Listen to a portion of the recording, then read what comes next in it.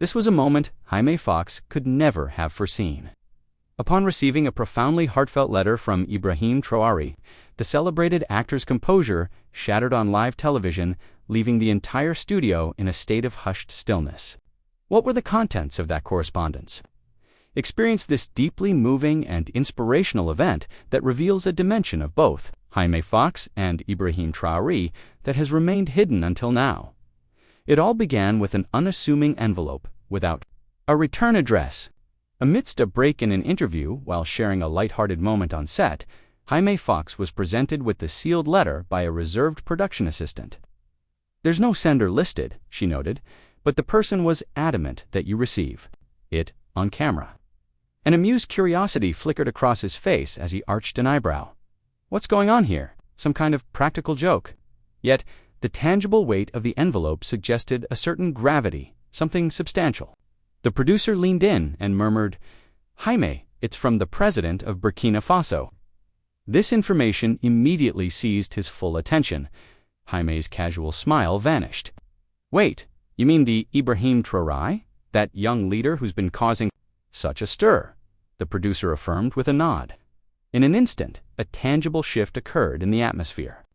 Jaime clutched the envelope, his gaze fixed upon it for a prolonged moment before he declared, "Okay, start the cameras. Let's find out what this is all about." The technical crew moved with newfound reverence, making subtle adjustments to the lighting. A profound quiet enveloped the set. No one had any inkling of what the letter contained. However, deep in Jaime's gut, an unusual sensation began to form. An intuition told him this was more than just a piece of mail.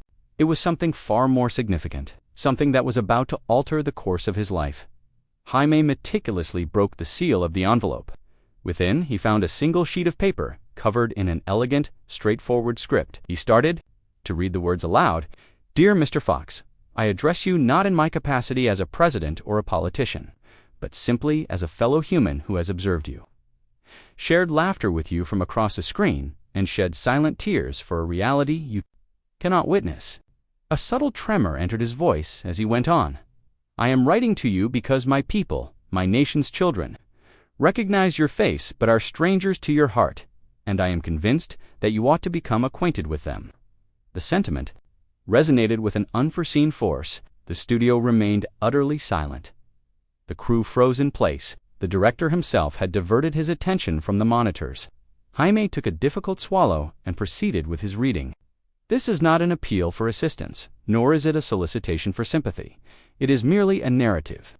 The narrative of a young boy, his mother, and their community, which faces extinction if their story goes unheard. And I hold the belief that you, Jaime Foxx, are a person who truly listens." Jaime lowered the sheet of paper, his hands now trembling faintly. He found himself unable to articulate a single word. The silence in the room became almost palpable.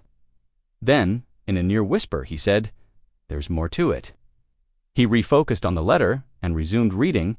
"There's a boy whose name is Adama. He is just 9 years old. Each morning, he journeys 5 miles on foot to bring back water for his mother and his infant sister. There are times he makes this trek barefoot over shards of glass and sharp stones." Jaime paused, struggling against the emotion rising in his throat. "Adama has a dream of one day becoming a singer," he shared with me. "When I sing, the pain fades away." Jaime's lips slightly parted, a vivid image forming in his mind of the child, small, with dust-caked feet and a fragile smile, making his solitary walk. "But Adama is unwell now. The very water he fetches is contaminated. His mother lacks the means to buy medicine. Despite this, Adama continues to sing every morning because, as he puts it, singing represents hope." Jaime dabbed at the corners of his eyes, letting out a faint, fractured laugh. Wow, his own words failed him. He flipped the page to discover a final, poignant sentence.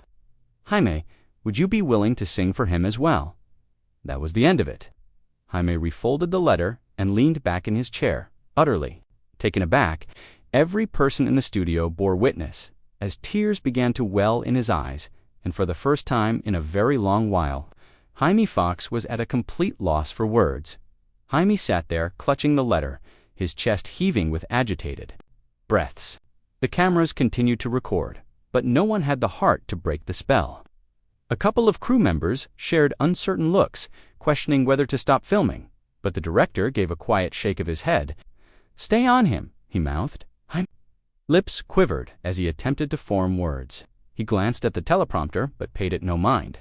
Instead, he raised the letter and uttered softly, "Ibrahim Traoré, you addressed this to me." He read another line from the page. "We possess very little, but I am convinced we still possess our humanity, and that, my brother, is more precious than gold." The room was a frozen tableau. Jaime put the letter down and covered his face with his hands, his frame convulsing with quiet sobs. This was no performance. Jaime Foxx was genuinely weeping, and witnessing one of Hollywood's most resilient figures break down in this manner seemed to give everyone else permission to cry as well. Not a soul moved or made a sound. It felt as if the entire world was collectively holding its breath, and then Jaime whispered, "There is something else I must share." Jaime composed himself, wiped his face, and stared directly into the camera lens, his voice husky. "You know, in this line of work, you receive a great deal of mail," he began. "Requests for autographs, appeals for money, people assigning you blame for things you had no part in." He lifted Ibrahim's letter once more. "But this is not one of those letters." He turned to the next page and continued reading. "I had nothing when I was growing up, Jaime. No footwear, no education. But I had a brother. His name was Karim. He showed me how to find laughter even when I was hungry. He showed me how to hold on to dreams even with an aching stomach. He was my idol."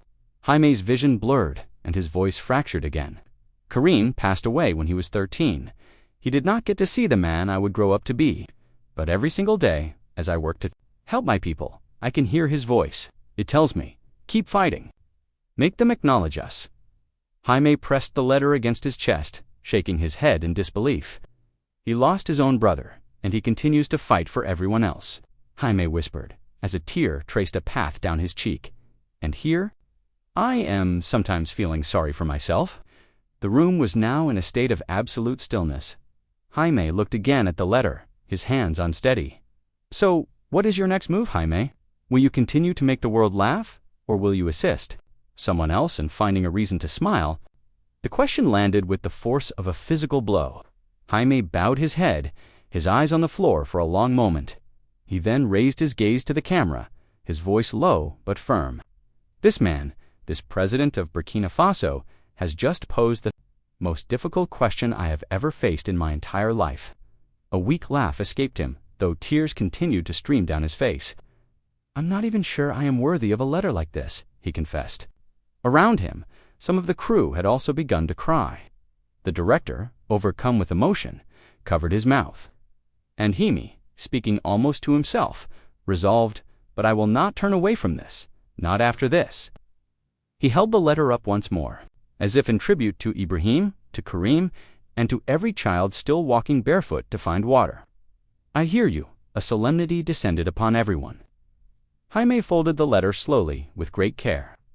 Then, looking into the lens, he whispered, "We all hear you now." Jaime remained in his chair, holding Ibrahim's letter in a profound silence. The cameras continued to film, but the atmosphere in the studio had become church-like, quiet and reverent. "Jaime, you have given the world the gift of laughter. You have offered joy in places filled with pain. But allow me to tell you, there are places from which laughter has been violently removed. That is where my people reside." Jaime swallowed with difficulty, his voice breaking. "Burkina Faso," he said the name aloud, his eyes shining. "I extend an invitation for you to visit, not as a performing artist, not as a celebrity, but as a brother. Come and witness the reason we fight. Come and see the face of hope in a child's eyes, even when their stomach is empty." Jaime shook his head slowly, whispering, "He wants me to see it with my own eyes." Own tears. Jaime looked at the camera. "He's asking me to do something that feels larger than I am, and I don't know if I'm prepared." Yet, somewhere deep inside, the realization had already dawned. It was a summons. That evening, long after the studio had emptied, Jaime sat by himself in his dressing room in the dark. The letter was spread open on his lap. He found himself reading one particular sentence repeatedly. those who have not forgotten to keep our spirit alive. Jaime shut his eyes, his own past struggles flooding his memory. The poverty, the fear, the nights he had cried himself to sleep. He reflected on the many individuals who had offered him help, who had faith in him when his own was faltering. And it struck him that this was not merely about Burkina Faso, this was about the human condition. Jaime retrieved his phone. He navigated through his contacts, his finger hovering over his manager's name. "I need you to book a flight," he said as soon as the call was answered. "To what destination?" his manager asked, perplexed. Jaime's gaze fell upon the letter, and a faint smile touched his lips through his tears. "Ouagadougou," he specified. "It's the capital of Burkina Faso." A moment of shocked silence ensued, but Jaime's voice was resolute. "Don't tell anyone just yet. I have to do this for myself, for him, and for them." That night, sleep eluded Jaime. He packed a single small bag, and he prayed. 2 days later, Jaime discreetly boarded an airplane. And no expensive suit, just a man with a modest bag. A baseball cap pulled down low, and a letter folded securely near his heart. As the aircraft climbed, Jaime gazed out the window at the ocean of clouds. Somewhere high above the Atlantic, he took out Ibrahim's letter once more. "When you get here, don't search for me in grand palaces. You will find me in the villages." Living among my people, Jaime closed his eyes, thinking of Ibrahim, a young leader shouldering an immense burden, yet finding the time to reach out to a stranger. He pictured Karim, the brother Ibrahim had written of, and felt a pang in his heart. When the plane touched down, the sweltering African heat enveloped him. He stood on the tarmac, inhaling deeply, absorbing the reality of his surroundings. He noticed a young boy holding a handmade sign that read, "Welcome, brother." A gentle smile formed on Jaime's face as tears started to well up again. This was only the start of his journey, and yet, in some inexplicable way, he already felt like he had come home. Jaime trailed the young boy along a path of crimson earth. To the quiet poverty, women gracefully balanced water containers on their heads, their faces etched with a serene resilience. Jaime attempted to offer a smile to each person he encountered, but a weight settled in his chest. He had witnessed poverty in films and on fundraising commercials, but none of it had prepared him for this unvarnished reality. The boy guided him to a small, single-room school building. Inside, about a dozen children were seated on benches, diligently writing in tattered notebooks. Jaime knelt down next to a little girl, whose clothes were worn but whose eyes shone with intelligence. "What is your name?" he inquired gently. "Amara," she shyly whispered. He smiled, but as she resumed her work, he saw the phrase she was practicing. "Hope never dies." Jaime stood in the doorway, observing the children as the setting sun bathed the sky in hues of gold. For the first time in many years, Jaime felt both insignificant and profoundly alive. Later that evening, Jaime was escorted to a tranquil courtyard illuminated by a lone lantern. Ibrahim Traoré was seated there, waiting. He stood up and approached. Offering his hand with a welcoming smile, Brother Ibrahim said with simplicity. Jaime clasped his hand, whispering, "I'm not sure what to say." "You have no need to say anything," Ibrahim responded. "Your presence here is enough." They sat together beneath the canopy of stars. Ibrahim poured tea and began to speak of Karim, explaining how his brother's passing from a preventable disease had ignited his determination to champion his people. Jaime listened without a word, tears streaming down his face. "You wrote something in your letter," Jaime finally spoke up, "that we can choose to help another person smile. Do you truly believe that?" Ibrahim regarded him with a gentle expression. "It is no longer a matter of choice," he stated. "It has become the only means of our survival." Jaime leaned back, his heart filled with an overwhelming mix of sorrow and awe. He did not yet comprehend that this single night would fundamentally change him. Before Jaime departed from the courtyard, Ibrahim gave him a folded piece of paper. "Do not read this until you are back in the United States," Ibrahim instructed. Jaime nodded, tucking it into his jacket pocket. As they bid farewell, Jaime embraced him firmly. "You are a remarkable man," Jaime murmured. "I am only attempting to be my brother's keeper," Ibrahim replied softly. The following morning, Jaime was on a flight back home. The images and sounds of Burkina Faso were still vivid in his mind. The dusty roads, Ibrahim's gaze, Upon his arrival in Los Angeles, he was met by a throng of cameras. But Jaime walked through them in silence, his hand clutching his jacket. That evening, alone in his kitchen, he at last opened the note. It was in Ibrahim's meticulous handwriting. Do not simply tell the world of what you have witnessed. Show them, become the reason that someone else chooses to believe again. Your brother, Ibrahim. Jaime pressed the note to his chest, whispering through tears, I promise, and he was certain that he would never be the same person again. 3 days later, Jaime was in a quiet Los Angeles studio, waiting for the broadcast to begin. He held Ibrahim's letter, the same one he had carried across continents, read under African skies, and wept over more times than he could recall. The producers had scheduled a casual chat, anticipating his typical wit and charisma. When the host asked, So Jaime, you've been traveling, what did you bring home with you? Jaime unfolded the letter on live television. This, he said, his voice trembling, and he started to read. To my brother Jaime, you do not know me, but I am familiar with your journey. I understand what it is to begin with nothing and strive to stand tall, that someone still remembers them, that someone with a powerful voice still believes they are important.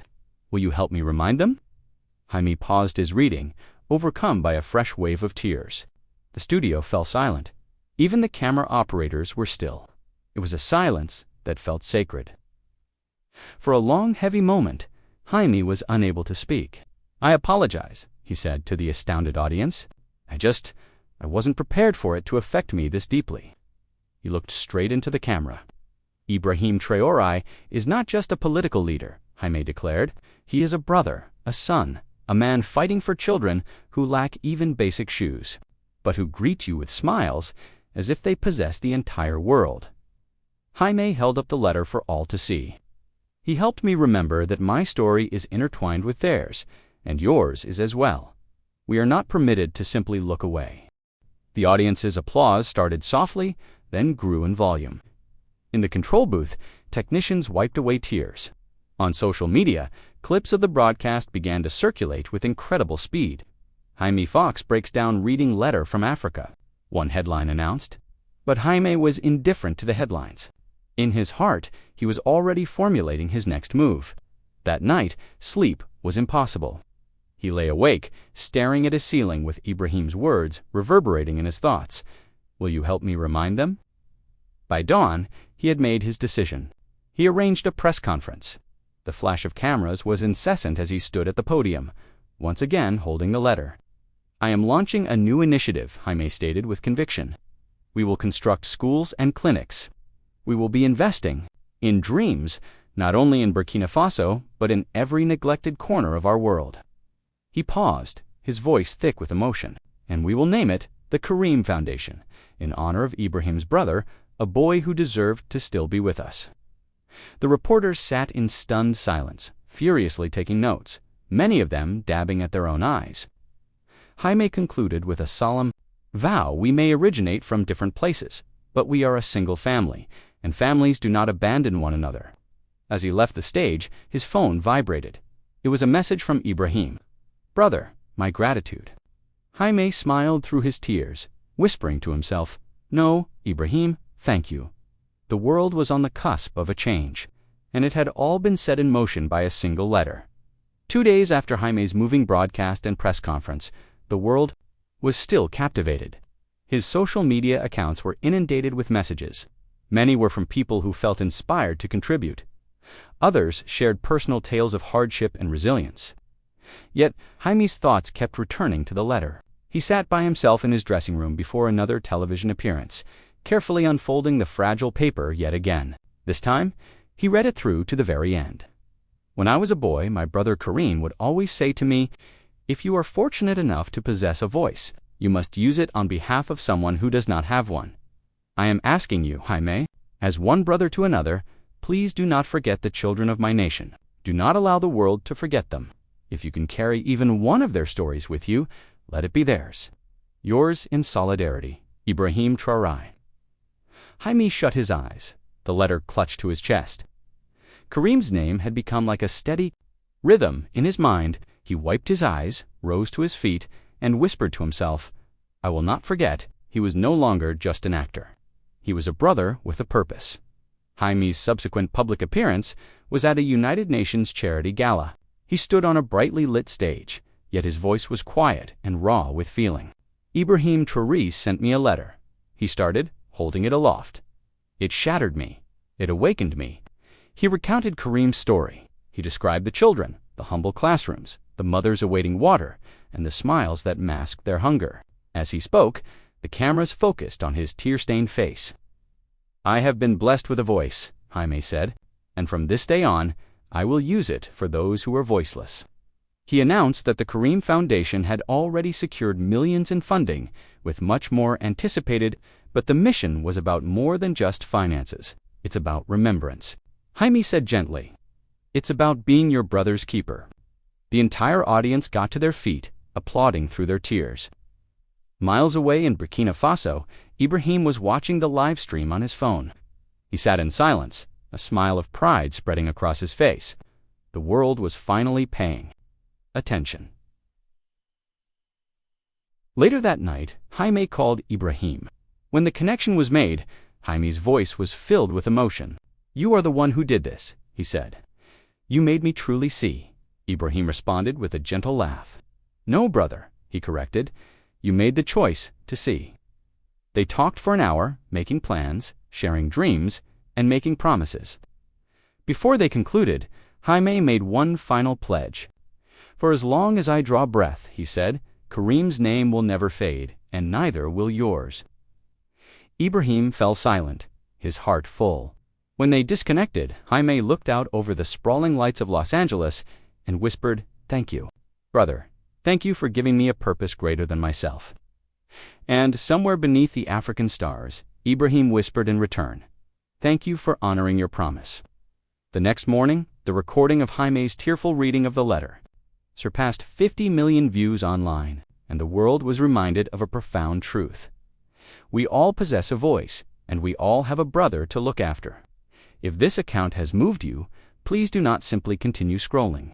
Take a moment to show your support by liking this video, subscribing to this channel, and sharing in the comments which part of this narrative resonated with you the most. Let us demonstrate to the world that compassion, bravery, and hope are still powerful forces, and that we are all, in fact, brothers and sisters. Thank you for watching and for remembering.